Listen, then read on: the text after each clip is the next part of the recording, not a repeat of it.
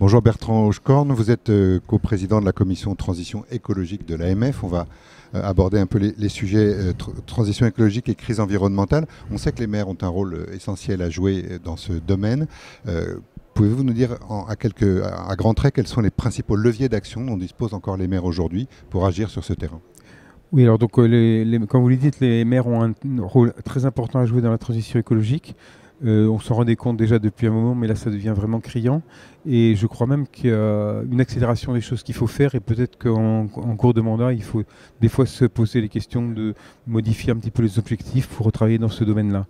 Alors les moyens, c'est un petit peu délicat parce qu'on cherche toujours évidemment des finances. Il y a aussi quand même à mettre en place les différents objectifs qu'on veut faire dans une commune, parce qu'il y a quand même des objectifs qui sont...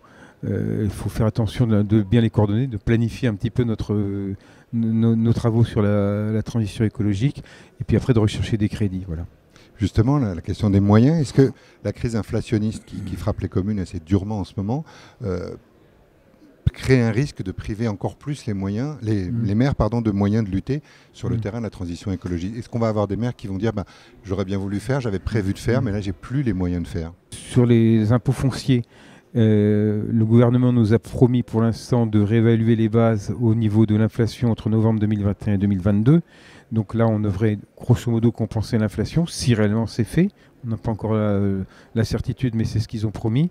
En revanche, sur les dotations, certes, la dotation globale de fonctionnement est augmentée de 320 000 euros, mais compte tenu qu'elle, pour le bloc communal, est au total de près de 20 milliards d'euros, 300 millions, c'est 1,5%. On est très très loin de l'inflation, et donc c'est certes, il y aura une perte de revenus à ce niveau-là. Alors ce qui est important à voir, souvent on ne le comprend pas bien, dans un budget, on a un budget de fonctionnement, on a des dépenses, on a des recettes, et la différence, c'est ce qui nous permet ce qu'on appelle l'autofinancement, et permet de financer. Il suffit d'augmenter un petit peu, si on augmente un petit peu les dépenses cause de l'inflation, et si on n'augmente pas les recettes, en pourcentage, on diminue très nettement la partie autofinancement. C'est-à-dire un écart de quelques pourcents, tel qu'on vient de le présenter, peut correspondre à perdre un quart, si ce n'est pas 30%, si ce n'est pas 50% de son autofinancement. Donc à ce niveau-là, si on diminue d'un tiers ou d'un quart l'autofinancement, grosso modo, sur les projets nouveaux, ça sera presque rien, puisque déjà dans l'autofinancement, il faut déjà les remboursements des emprunts précédents, et puis si j'ose dire, quelques investissements d'urgence à faire dans ce cas-là. Ça fait très longtemps que les associations d'élus demandent qu'une part de la fiscalité écologique soit donnée aux collectivités pour leur permettre de financer la transition écologique. Ça ne se fait pas. Qu'est-ce que vous attendez du gouvernement en matière de moyens, mais aussi sur la question, par exemple, des libertés, des marges de manœuvre? Est-ce qu'il y a des choses qui pourraient être faites vite et qui vous faciliteraient les choses sur ce terrain? Alors, j'ai un petit espoir, c'est qu'on nous a fait miroiter un fonds vert de 2 milliards d'euros, dont 1,7 milliard qui sont vraiment des sommes supplémentaires. Et j'étais ce matin à une présentation de ceci, j'ai participé à une table ronde avec la préfète de la région Centre-Val de Loire là-dessus. Et puis j'en ai parlé avec le ministre Christophe Béchu hier. Ils ont l'air de dire qu'il y aurait beaucoup de souplesse. Nous, ce qu'on demande, c'est beaucoup de souplesse. On demande que toutes les communes puissent y accéder. Hein. Et puis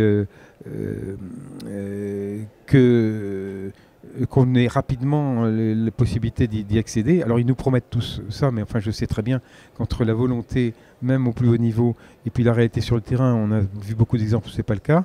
Alors 2 milliards, ça paraît énorme. Quand on voit tous les besoins, si on veut à la fois changer nos éclairages publics, si on veut faire d'isolation dans nos bâtiments, défendre la biodiversité dans nos communes, de développer le plan vélo, faire que l'urbanisme soit mieux géré pour qu'on ait les habitants plus près des commerces ou de l'école ou de la mairie.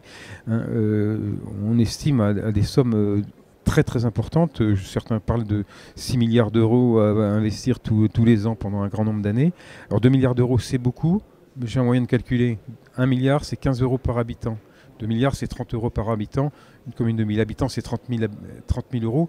C'est très bien de les avoir, mais quand on veut refaire une toiture d'une école, c'est de 10 fois plus, si ce n'est pas 20 fois plus.